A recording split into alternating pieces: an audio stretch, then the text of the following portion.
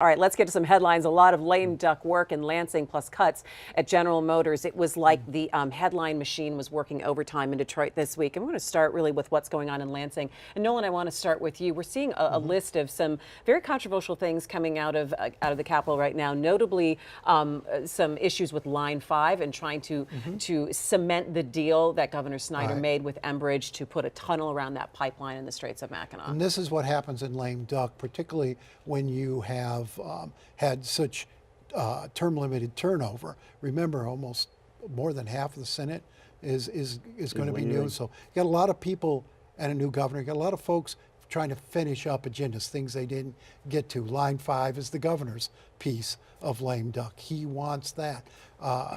They're obliged to take up the minimum wage proposal and the family leave proposals because they took those off the ballots and said, we'll deal with this. So they're obliged to deal with those. But there's also some pretty interesting legislation, some really good reform legislation that I hope they can actually get through, raising the age for trying juveniles as adults to 18 instead of 17, and creating a forensic science commission to make sure the crime labs in this state are getting things right so we don't have so many wrongful convictions. Those are in lame duck and would be worthwhile measures to consider, as would school accountability, the AF grading system that they're long overdue in passing.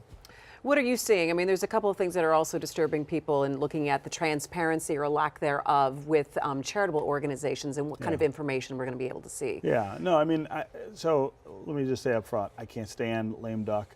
I think the whole idea of lame duck is really dishonest. If you're not encouraged or emboldened enough to do something and then face voters, you probably shouldn't do it at all. And that should be the lesson that some governor imposes on a legislature someday when they try to do this. At the same time, there are some things that will get out of this that I think make some sense. The raise the age, the transparency with charitable organizations. I'm really dismayed though with the minimum wage and paid sick time chicanery that we have seen with the legislature so far. I mean, the idea of taking that away from voters, taking that option away from voters, and then coming back and doing something that you would never have done if you had to face voters is exactly it's Exhibit A of what's wrong with this process. It's dishonest, and it really just rubs me the wrong way.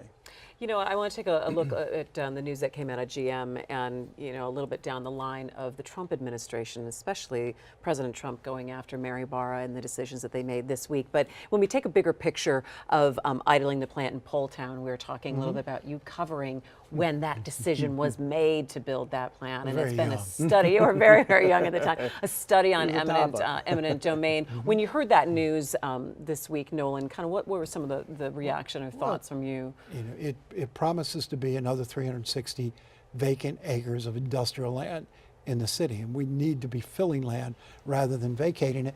But I think Mary Barra was very courageous here and did what few auto executives did, auto chairman or chief executives did before her, and that is look at the immediate future or the midterm future and say, I got to get ahead of some very bad trends. I can't wait for crisis to hit before reacting. You compare what she's doing to what Ford's doing, taking a long, deliberate process. She does not want her company to be caught. Do you think the president's criticism is legit? No. We wrote an editorial today. He's shaking his fist at Mary Barra. A big contributor to this is his tariffs and the uncertainty over the NAFTA trade pact. These automakers rely on that Canada-Mexico trade pact, and nobody knows now what the future of that is. Plus you've got tariffs on steel, aluminum, other products, driving up costs. That didn't cause these decisions, but it made these decisions more urgent and perhaps the cuts deeper than and it adds to the nervous edge of where the economy goes. At the same time, this is a company that has benefited enormously from our help when it needed help. I think that argues for a softer touch to some of these things. You know, the Poletown controversy we destroyed a neighborhood in order for GM to be able to do this.